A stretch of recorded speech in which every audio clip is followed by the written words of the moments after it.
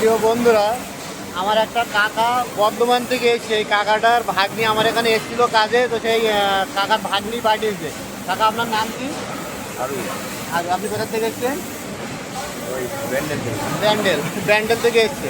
তো আপনাকে এখানে কে পাঠিয়েছে? আপনার ভাগ্নি পাঠিয়েছে। তা আপনি কাজ পাঠিয়ে পেয়েছেন এখানে? যে কাজগুলো নিয়েছিলাম সব ঠিকঠাক আছে? তো আপনার বয়স কেমন হবে? 60। কাকার বয়স 60 বছর। দেখেন, 60 বছরে কাকা কাজ করছে এবং কাকা ফ্যামিলি নিয়ে এসছে। তা আপনারাও চলে আসতে পারেন কাজে। ভাই, আমার কাজের স্থানগুলো সমস্ত সব রাজস্থান ভাই। আমার কাছে পুরুষ মহিলা উভয়ের কাজ আছে এবং পুরুষদের বেতন প্রথম স্টার্টিং 22,300 থেকে শুরু এবং 25,000 টাকা 2 মাসের ভিতরে। তার যখন একটু এক্সপিরিয়েন্স হয়ে যাবে তার 25,000 টাকার কাছে বেতন হবে। আর মহিলাদের বেতন আছে 20,000 টাকার কাছে, সব SIPF ধরে। সমস্ত যে বেতনগুলো সবার বললাম, পুরুষ মহিলা সবার SIPF ধরে এই বেতন থাকবে।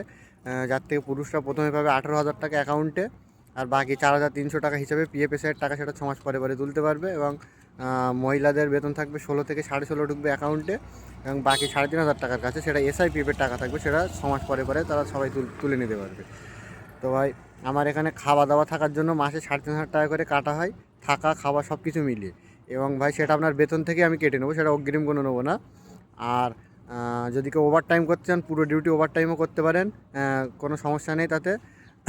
বয়স ভাই 17 থেকে 55 বছর পর্যন্ত, 55-60 চলে যাবে। আর আমি ভাই কাজ দেওয়ার জন্য ভাই 4,000 করে টাকা নিই, সেটা আগে বেতন পাওয়ার পরে নিতাম। কিন্তু এখন ভাই কাজে জয়েন করানোর পরে কোম্পানির ভিতরে দাঁড়িয়ে কাজে যখন জয়েন করব, আপনার জয়েন করানোর পরে কোম্পানির ভিতরে দাঁড়িয়ে ওই 4,000 টাকা এবং 1,000 টাকা রেজিস্ট্রেশনের টাকা, এই 5,000 টাকা আপনার যতক্ষণ না পর্যন্ত কোম্পানির রেজিস্টার খাতায় নাম উঠে যাবে, আপনি সচক্ষে দেখতে পাচ্ছেন যে হ্যাঁ আমার খাতায় নাম উঠে গিয়েছে, কোম্পানির ভিতরে দাঁড়িয়ে নাম ওঠার পরে আমি টাকা নেবো। তার আগে ভাই 10টা পয়সা আমি অগ্রিম নেবো না আপনার কাছ থেকে। তো যদি কারোর ভালো লাগে ভাই, যদি কারোর কাজের দরকার হয়, পড়াশোনা থাকলেও হবে, না থাকলেও হবে, যাদের ITI আছে তাদের বেতনটা বেশি আছে আরও। তো যাদের কাজের দরকার তারা ভাই আমার সাথে যোগাযোগ করবেন।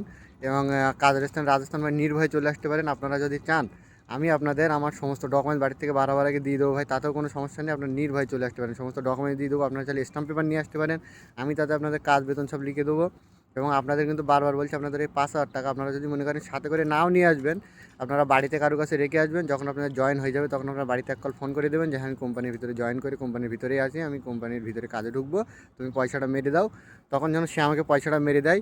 সেই সত্ত্বেও কেউ যদি আসে তাতেও আমার কোনো সমস্যা নেই ভাই।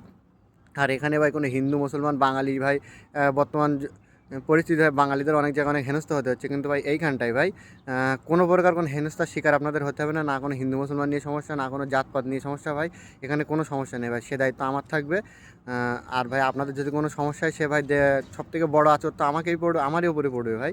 তো আমি আপনাদের সেইভাবে রাখবো না ভাই। এবং এখানে সেরকম কোনো সমস্যাও নেই ভাই, এখানে সবাই ভাই ভাইয়ের মতো থাকে, সবাই মিলেমিশে থাকে ভাই। তো আপনারা নির্ভয়ে এখানে কাজে চলে আসতে পারেন। এবং ওই দিদিটা যেমন এসছে ভাই, আমার কাছে আরও মহিলারা আছে, আমি তাদেরও ভিডিও করে ছাড়বো। তো তাদের এবং পুরুষদের সবার ভিডিও করে ছাড়বো।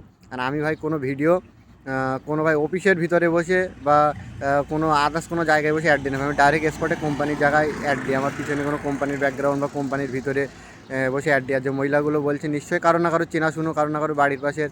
তো যদি কোনো রকম যদি কেউ মিথ্যা কেউ কোনো সন্ধান পেয়ে থাকে, তো সেটা আমাকে ওপেনলি ভাই কমেন্টে বলবেন।